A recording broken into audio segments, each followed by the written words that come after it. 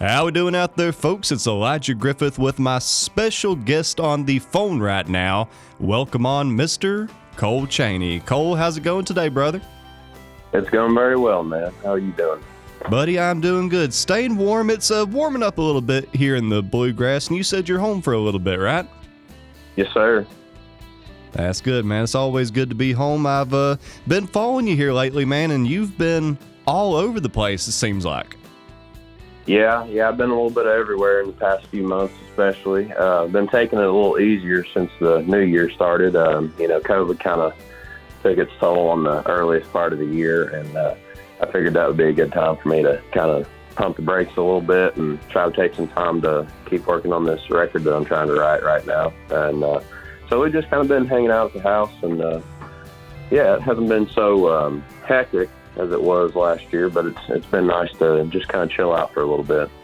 Yeah, man, it does seem like that we're either getting used to it or stuff's getting back to normal a little bit. So on your travels here lately, man, have you been anywhere that you've always wanted to go that you finally got a chance to visit?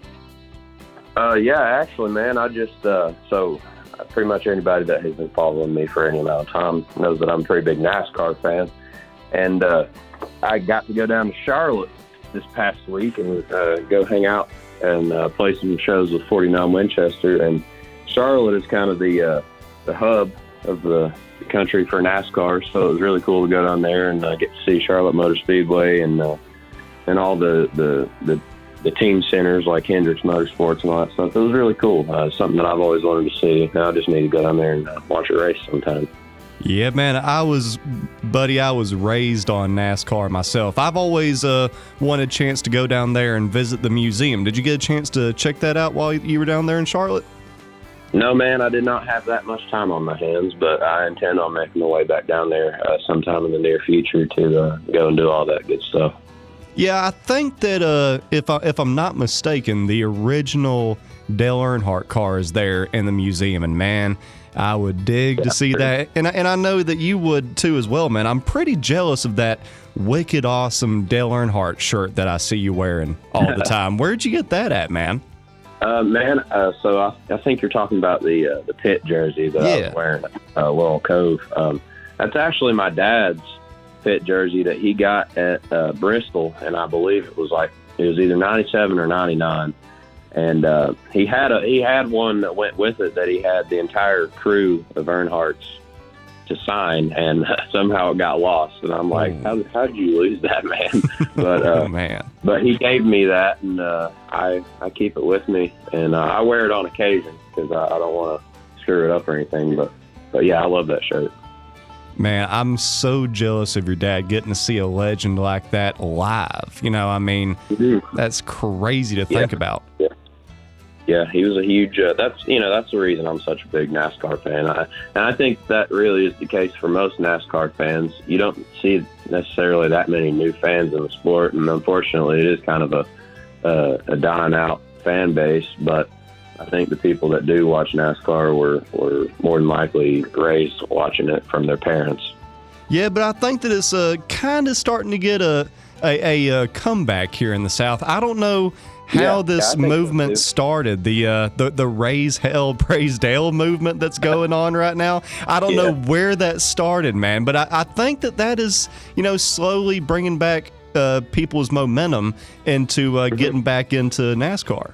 Yeah, absolutely. I think so too. I've always, I've been pretty much a diehard fan, and I've, went through the sluggish years of watching the crappy racing and stuff like that. But I enjoy watching it so much that I really don't care how it is. I'm going to watch it anyway. But in the past couple of years, it has definitely gotten a lot better than it's been in years past. And I think that they're starting to make a lot of moves to attract the public eye a little more. Like, I don't know if you were paying any attention this past week, but they held the Busch Clash, which is normally held at Daytona in Speed Weeks. They held that out in L.A., and they built a quarter-mile track inside the L.A. Coliseum, and they ran the cars on that, and they got a bunch of new fans out there, so I thought that was pretty awesome. Yeah, I've seen they released a video online about how they went about building the track. I thought that was pretty fascinating to watch. But man, I thought that Bristol was small, and then after seeing that track, I was like, goodness gracious, what was the top speed? 20 miles an hour? But hey, they got it done, man. And like you said, that kind of getting that newer fan base. Who would have thought they'd be doing a race like that out there in LA? But hey, I'm glad they did it. Well, it's kind of like the stuff they were doing back in the 90s, like when they went over to Japan and did that exhibition race over there. I think that's kind of stuff that is going to win back the hearts and minds, and that's really what they need to do, I believe. Or just take it back to the really old days and put some moonshine in the trunk or something like that and get Johnny Law behind him and really see how fast them cars can go. Yeah, right. They turn them loose, I bet.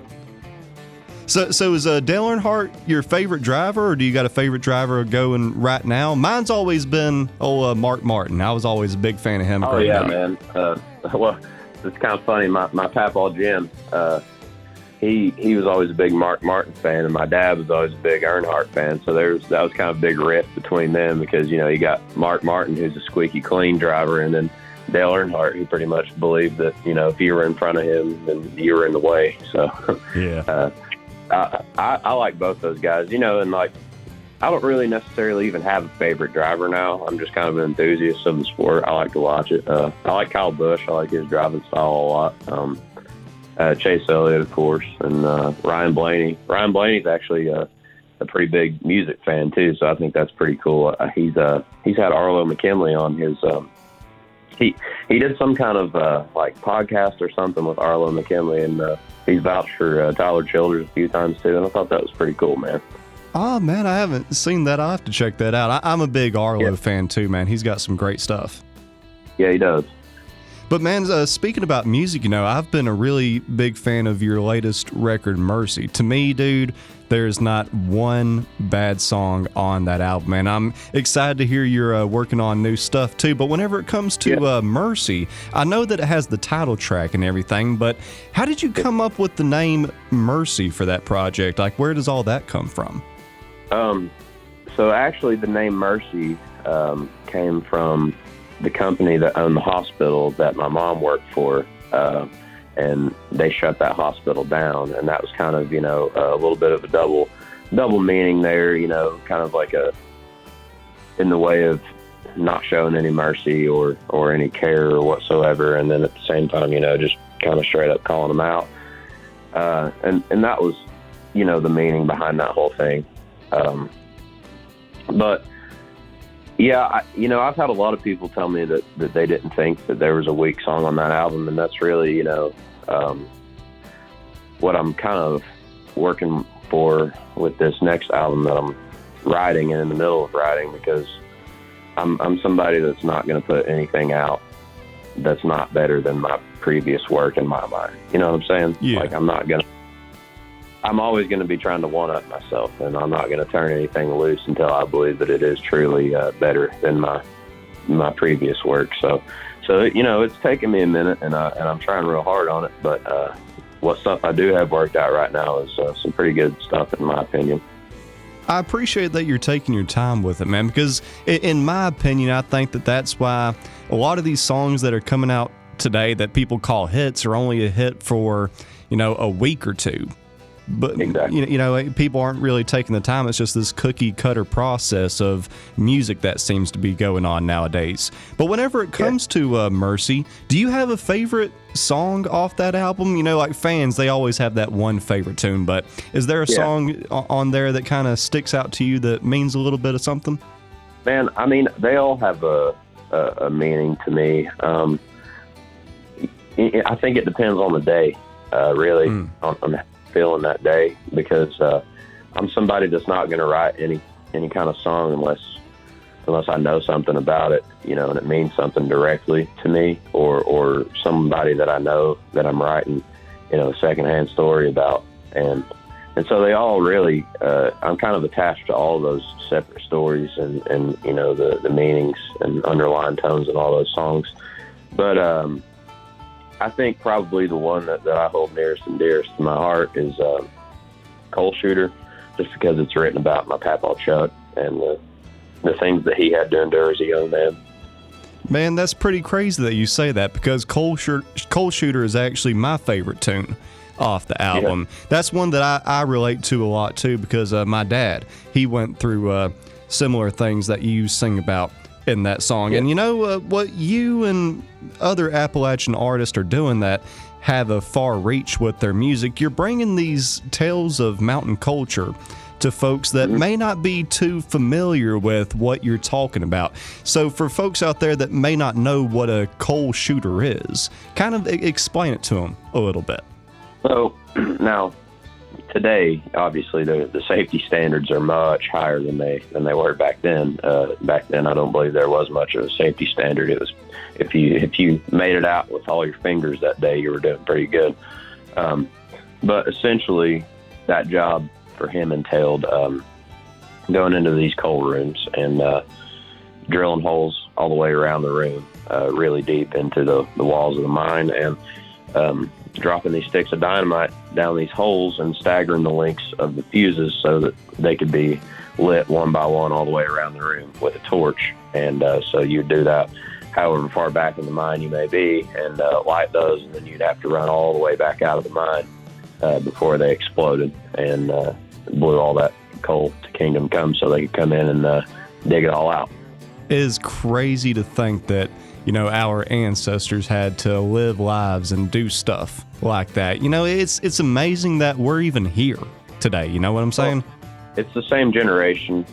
Well, not the same generation, but it's, you know, this is like the generation right after the people that were storming the beaches of Normandy, and, you know, the people that were fighting in World War II and stuff like that. And it was just a different breed of people back then. They were so tough, and they had to do these things that people nowadays can't even fathom doing, and they didn't even think twice about it, because that was just what you did back then. You know, we lived very cushy and nerfed up life because of how hard the people like that lived, and I think that they deserve to be thanked and tributed to every chance that you get, because if it wasn't for folks like that, then we wouldn't be living so well. Yeah, man, no doubt about it. You know, it's crazy to think just how badass people were back in the day. You know, it really makes you thankful for that, you know, nerf life that you're talking about right there. But, you know, I think that also that attitude, that grit has stemmed its way from the coal mines to the music that is being produced in this bluegrass state. Like, so many people that I know of in different states, they ask, like, why is it Kentucky? Why is it, you know, these mountains that are producing this much talent? And I think that, you know, that attitude of do with what you got and do it the best you can. I think that attitude that our ancestors had is now making its way into this new world and to the music that we're listening to. Absolutely. And, you know, I think our culture here, and not just specifically Eastern Kentucky, but, you know, the blue collar region as a whole, you know, the whole hard worker attitude is bred into a lot of us at a very young age. And I think that's why you're seeing, you know, your people like Tyler Childers succeed so well, is because they're just willing to outwork everybody else. And, you know, whenever you got songs that are decent, you know, if enough ears hear them, eventually option other than for it to eventually blow up, you know. Mm-hmm. Yeah, man, I totally agree. Was Tyler a big influence on your style, man? It does seem like it in some tunes. Oh yeah, absolutely. I mean, I don't see how it couldn't be. You know, coming from not the same place, but similar places. I mean, I believe he was from Paintsville, and I'm the closest to Ashland. That's where people would know the best. But my hometown is Catlettsburg, Kentucky. But of course, you know, seeing somebody like that blow up to such proportions really put it in perspective for me as a young man, and I saw it as, you know, if that guy can do it, then I think I probably can too. It's just a matter of, you know, figuring out the steps necessary to get myself to that point. Yeah, man, I do think that he opened up the door for a lot of artists, and also it showed people that you don't necessarily need to go to a place like New York City or Nashville to live this dream. You know, you can do it by going to these little dive bars, and the path that he took, he didn't really take a traditional path whenever it comes to success in the music industry. And I think that that's helping a lot of newer artists realize that, hey, you know, it's possible to do this. Yeah, absolutely. With the way streaming is set up now and things like that, you don't have to necessarily work through a label company or go down to Nashville and wait for the right set of ears to meet you. You know, that's kind of been my whole attitude this entire time that I've been doing this, is just getting out and playing the shows and building my own audience and building my own leverage. That way, when that day comes for me, if it does come, then, you know, I've got more leverage than your average Joe that might be picked up on the street that doesn't have any kind of fan base or anything like that, because at that point, you know, they have everything. You have everything to gain by getting with them, and you know, where's your leverage in that? You don't have any. And so, if you're already making a living as a musician and you're sitting pretty well and you're happy with where you're at, you know, then you have something to offer when you come to the negotiation table. Exactly, man. And you've been doing a hell of a job doing it, too. Congratulations on the 2 million streams on Spotify, man. That's amazing. What was going through your head whenever you seen those numbers? Man, it's very surreal. You know, for me, the goalpost is always moving. And, you know, I'm never really satisfied with where I'm at as a person or as a musician.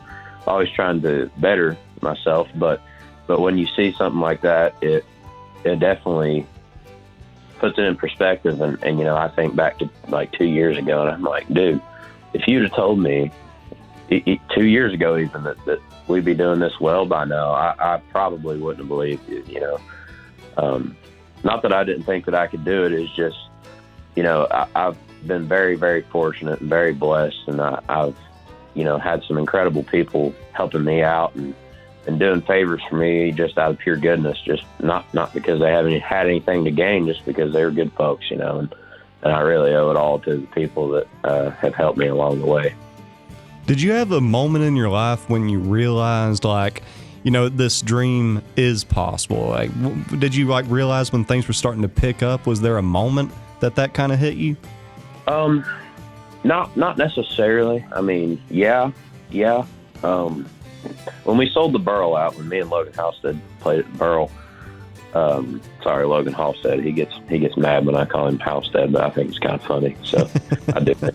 But we sold the Burl out, and we did 500 tickets there, and that's kind of a big deal for two solo acoustic acts, you know, and when I walked out in front of that crowd and that many people were screaming at me and singing my songs right back to me, you know, it really was, I still have a hard time processing that, like that actually happened, and that's something that continues to happen.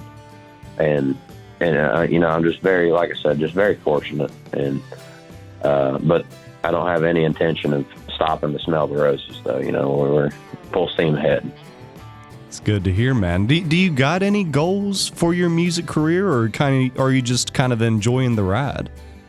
I'll tell you what, me and Isaac Gibson of 49 Winchester had a good conversation about this a couple days ago. We were in Winchester, Virginia, and him and I sat down after 49's set had just finished up, and we were sitting there shooting the bull, and we got on topic of goals and stuff like that. And he made a good point, and I agreed with him and didn't even realize that I was doing the same thing as him. He said that he's never really had any goals, and that this is, you know, everything that comes after this, after being able to make a living off of your music, is all just bonus. And it's a matter of whether or not you want to go out there and get it for yourself. And I thought that was a very good way to put my feelings into words, you know. And I think something about Isaac that I really admire is he's a very articulate speaker as well. And, you know, he always seems to be able to find the right words to use in a situation, whereas I kind of struggle with that sometimes. So I really respect him as an artist and as a person, and I think our views align pretty well when it comes to things like that. I like that, man. It's a simple way to sum up what the drive should be for any entertainer out there, I think. But like I said, man, I've really been enjoying your music, but I also really digged the artwork of the Ill Will Creek single. Thank you, man. Ill Will Creek is a place on Dale Hollow Lake, which shares a border with Kentucky and Tennessee. It's actually split between the two states. And Ill Will Creek itself is two words. So Ill Will is one word, and Creek is the second word. But when I wrote that song, I wanted to split it up into two words because I thought, it was a good way for me to kind of make it a little less easy to spot, But that is a aerial shot of the lake and that section of the lake, which is Ill Will Creek. Very cool, man. Who done the artwork for you? My mother, Andrea Sword. She does pretty much all of my artwork. Her and my stepfather, Scott Sword, they tag team all that stuff. He's a graphic designer, and she does most of the painting and the drawing and stuff like that. So, and that's where I feel like I draw most of my creativity from is my mom, because, she's a real free flower, and she's kind of showed me through example my whole life of how to kind of get in touch with your artistic and your creative side. That is awesome, man. I'm glad that you're able to work with your family that way. And I really liked watching you and your dad down there in Mississippi with Mossy Oaks. I like how you're taking your family along with you on this ride. Is that something that means a lot to you? Absolutely, man. I wholeheartedly believe that you should give them the chance to, especially for your family. And, my family has done so much good for me over the years. And like I said, I've lived a pretty easy life up until this point. And so I feel like I should pay that back to them in any way possible. And if that means taking my dad down to Mississippi on a deer hunt with Mossy Oak, then so be it. That's one of the coolest things, if not the coolest thing that I've ever got to do in my life. And that's not something that him or I ever saw ourselves doing, I don't believe, because we sat there and watched how many hunting tapes together on the couch, and how many times did we sit there before the opening morning of gun season, sitting there watching videos of deer hunts and stuff like that. And just to think that we're in one of those now is pretty daggone cool, Dad, on that interview that they did with us, I was pretty impressed with how well my dad did speaking in front of a camera. I was like, daggone, old man, I didn't know that you had that in you. But he spun a pretty good web, I thought. Yeah, man, I thought he was really good with his words there. Did your family play music? Is that kind of what got you started on this path? I'm the only one in my family. When I started playing music, I was the only one in my family that played any music. Now, my younger brother, Bryce, has taken up the piano. But other than that, I believe him and I are the only ones in the family that really play any kind of music. So what set off that spark for you? What made you go down that rabbit hole? Man, my stepfather, again, he has been playing guitar, and he was a big influence on me. When I say my family, I'm talking about my direct family. Like, I call them, like on my mom's side, I call them my core 10, like my grandparents, my cousins, my uncles, mom, and my stepdad. And then like over at my dad's house, because I grew up in a split household, obviously, talking about my step-parents. And then over at my dad's, talking about my dad, my stepmom, and my brothers. That's kind of my core family, and none of them ever played music. But my stepdad played guitar, just kind of, he was never real serious about it, but we would always mess around and stuff, and I always thought that was super cool. And so he had guitars that I could play, and so I started learning when I was about 13 years old, playing on his guitars. And then they got me a little crappy electric guitar, and I started learning how to play some AC/DC and stuff like that, your real basic songs. And then just kind of moved on from there to taking it a little more seriously as I got older. So what made you want to start taking it seriously? What was that spark like? I can tell you when it started becoming a little more seriously for me was when females became involved, and I thought I might be able to get them to listen to me if I played real good and I could sing. But Smart man. Unfortunately, I never was that good at playing and singing in high school. I actually never even played in the talent show, believe it or not. But I started really trying hard when I started going to see I don't know if you've heard of the duo. I'm sure you have, Sunday Best. Oh yeah, man. I just got off the phone with Chris, actually. Me and him are good buddies. Okay. That's awesome, man. Well, they were a gigantic influence on me also because, again, kind of the same situation as with Tyler Childers. I saw these two guys from Prestonsburg, and I was like, well, man, if they can do it, I think that I can too. And I was like 15 years old when I went and saw them for the first time, and I remember that was a very influential moment on me. And I was seeing the way that they were directing the energy of this crowd of about 300 people, and I just thought that was the coolest thing ever. And I wanted to be able to do that. So that was when I really started, getting serious with my guitar playing and singing. Man, I loved your cover of Painted Blue, by the way. They're on Red Barn Radio. That was absolutely killer, man. Is that one of your favorite Sunday Best songs, or do you got a favorite? Yeah, absolutely. Now, I think, now that I've gotten older, I think I probably appreciate Nick Jamerson's solo stuff a little more than I do Sunday Best stuff, just because, from an artistic standpoint, I feel like that's a little more what I'm looking for. But back then, that was kind of bridging the gap from listening to, because I didn't know anything about all this music, other than a little bit of bluegrass that I'd been exposed to as a young man. But finding Sunday Best was kind of a good way for me to bridge the gap from mainstream music into finding all this local talent and, the Kentucky music scene, really. Yeah, Nick's solo stuff is killer, man. Chris, too. It's crazy how talented those guys are. They're like the Beatles of Kentucky almost. Like, they're great as a whole, but even their solo stuff is still just as good. Yeah, absolutely. I really enjoy. I think NJ, the album that Nick put out, is, in my opinion, probably one of my top 5 favorite albums ever. And that Star City Sessions one that he did is also really, really good. I've been listening to it a bunch again lately. Yeah, I seen y'all doing the cover of Long Way to Wheelwright, man. I think that was an amazing cover y'all done. What was it like getting to play with Nick for the first time? Well, that's the first time we've actually played like a song together in public, but we've done shows and stuff like that together before that specific show. But Nick knows I'm a big fan of his, and I've been for a long time. And we were back there in the green room at the Burl just hanging out, and him and I were just shooting breeze. And he asked me if I wanted to do Wheelwright with him, and I was like, what kind of question is that, dude? Of course I want to do that song with you. So we did, and it was awesome. It's a beautiful thing to see music thriving here in Kentucky. And also, with them coming back, I think that we're about to see an explosion like none other here in Eastern Kentucky. What's the future looking like for you, man? What's 2022 looking like for Cole Chaney? 2022 is going to be, I believe, the focus that myself and my agent, Jesse Schuster, have been trying to put it on is bigger shows, trying to get on the bigger stages and play with, more well-known artists and things like that. And if that means playing a little less frequently, then so be it, because that gives me more time to sit down and try to write some songs, which is really, the purpose of this whole thing is to create, because you got to have material to play out in front of all these folks. So that's the plan.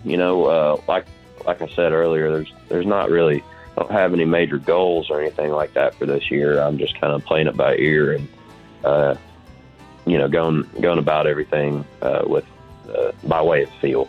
Cole, thank you for taking the time to speak with me today, man. It's been a real pleasure. I'm loving all the new music, man, and I wish you nothing but success here in 2022. Absolutely. For the people that want to check out your stuff, though, man, where do they go to do that? You can pretty much find it on any streaming service that you have. YouTube, I have a Red Barn radio session out that we did back in September of 2020. But the best thing to do would be come to a show and come hang out and come talk to me. That'd be great. All right. Well, Cole, thank you again for the chat today, brother. I had a great time and looking forward to catching the show, man. Yes, sir.